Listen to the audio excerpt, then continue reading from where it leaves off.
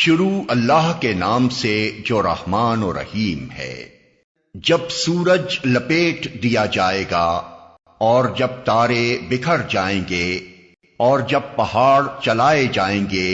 اور جب 10 مہینے کی حاملہ اونٹنیاں اپنے حال پر چھوڑ دی جائیں گی اور جب جنگلی جانور سمیٹ کر اکٹھے کر دیے جائیں گے اور جب سمندر بھڑکا دیے جائیں گے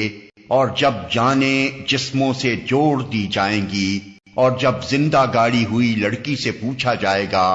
کہ وہ کس قصور میں ماری گئی، اور جب اعمال نامے کھولے جائیں گے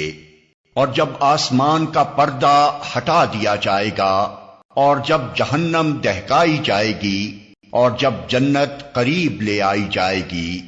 اس وقت ہر شخص کو معلوم ہو جائے گا کہ وہ کیا لے کر آیا ہے۔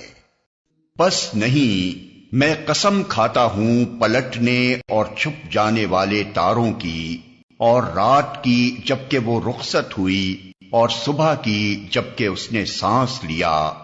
یہ فی الواقع ایک بزرگ پیغامبر کا قول ہے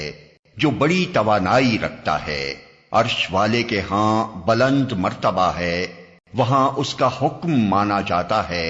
وہ با اعتماد ہے۔ اور اے اہل مکہ، تمہارا رفیق مجنون نہیں ہے، اس نے اس پیغامبر کو روشن افق پر دیکھا ہے، اور وہ غیب کے اس علم کو لوگوں تک پہنچانے کے معاملے میں بخیل نہیں ہے۔ اور یہ کسی شیطان مردود کا قول نہیں ہے، پھر تم لوگ کدھر چلے جا رہے ہو؟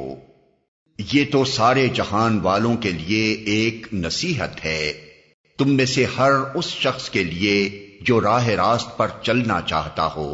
اور تمہارے چاہنے سے کچھ نہیں ہوتا جب تک اللہ رب العالمین نہ چاہے۔